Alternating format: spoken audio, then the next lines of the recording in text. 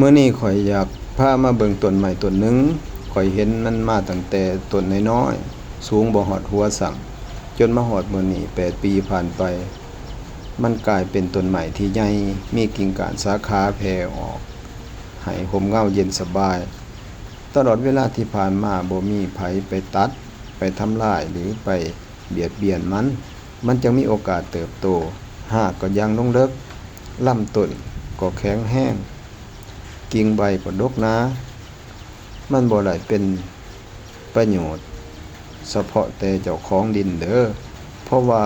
มันให้ร่มเงาให้ลมเย็นให้อากาศที่บริสุทธิ์นกก็ได้มาอาศัยคนเดินผ่านก็ได้พักเช้าใต้ร่มไม้พอข้อยเบิ่งต้นไม้นี่ก็เฮ็ดให้ข้อยนึกฮอดชีวิตของคนเฮา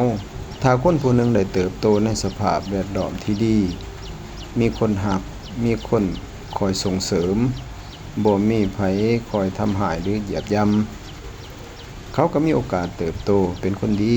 เป็นกำลังของครอบครัวและก็เป็นที่พึ่งของลูกหลานคือกันกับต้นไม้ใหญ่ต้นนี้แต่ชีวิตก็คือธรรมศาสตร์บ่มีหยังแน่นอนมื้อหนึ่งอาจมีพายุใหญ่พัดมาต้นไม้ที่เคยแข็งแรงก็อาจจะหักอาจจะล้มได้ชีวิตของคนเฮาก็คือกันบางเทื่ออาจเจ็บป่วยบางเทื่ออาจสูญเสียบางเทื่ออาจหมดเนื้อหมดโตวหรือเจอเหตุการณ์ที่บ่ได้คาดคิดแต่ว่าถ้าหากยังอยู่ถ้าหัวใจยังบ่ยอมแพ้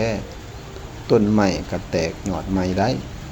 คนเฮาก็ลุกขึ้นใหม่ได้คือกันความล้มเหลวบ่แม่นจุดจบมันเป็นเพียงบททดสอบให้หัวใจ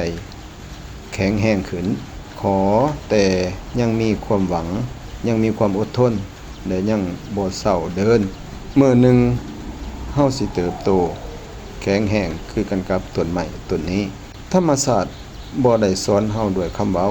แต่มันสอนเฮาด้วยการให้เบิ่งว่าชีวิตที่บ่ยอมแพ้ยอมหาทางเติบโตได้เสมอ